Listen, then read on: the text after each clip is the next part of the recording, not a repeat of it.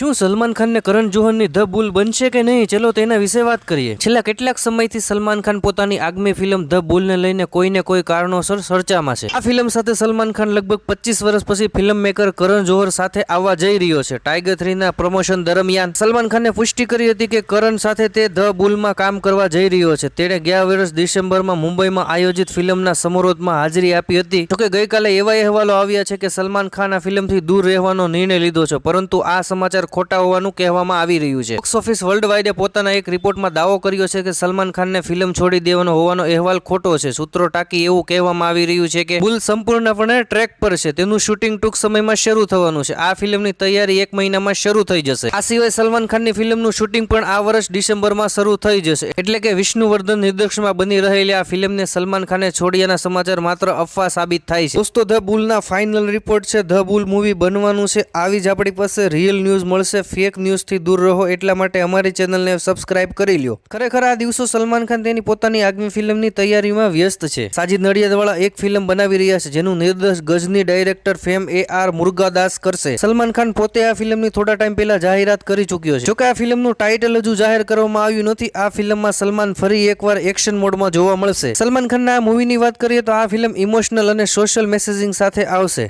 The બુલમાં Salman Khan શું બનશે તેના વિશે વાત કરીએ તો તમને જણાવું, AR મુર્ગાદાસ સાથે સલમાનની આ ફિલ્મમાં આવતા વર્ષ ઈદના અવસર પર રિલીઝ થશે. મતલબ કે આ વર્ષના અંત સુધીમાં આ ફિલ્મનું પૂર્ણ કામ થઈ જશે અને સલમાન ખાન ધ બુલની તૈયારી શરૂ કરી દેશે. રિપોર્ટ અનુસાર જાણવા મળ્યું છે કે સલમાન ખાન ધ બુલમાં બ્રિગેડિયર ફારૂક બુલસારાની ભૂમિકા ભજવતો જોવા મળશે. ફારૂક બુલસારાની વાત કરીએ તો 1988માં માલદીવમાં ઓપરેશન એટકસનું નેતૃત્વ કર્યું હતું. આ ફિલ્મ શરૂ કરતા પહેલા સલમાન ખાન એક મોટું શારીરિક પરિવર્તન પણ કરશે. રિલીઝને લઈને કઈ અપડેટ આવશે તો આપણે તેના વિશે વિડીયો બનાવ. ધ બુલની કાસ્ટની વાત કરીએ તો સલમાન ખાન સાથે સાઉથ એક્ટર હિરોઈન ત્રિશા કૃષ્ણમ જોવા મળશે અને વિલનની વાત કરીએ તો કચ્ચા સુદીપ ને સંજય દત્તનું બંનેનું નામ આવી રહ્યું છે. મૂવીમાં કેમિયો રોલ માટે રામચરણનું નામ સાંભળવામાં આવી રહ્યું છે, પણ હજી રામચરણ તરફથી કોઈ ઓફિશિયલ અથવા મેકર્સ દ્વારા કોઈ કન્ફર્મ કરવામાં આવ્યું નથી. આવી જ ગુજરાતીમાં રિયલ અપડેટ જોવા માટે અમારી ચેનલને લાઇક કરો, શેર કરો, સબસ્ક્રાઇબ કરો. ફેક ન્યૂઝથી દૂર રહો.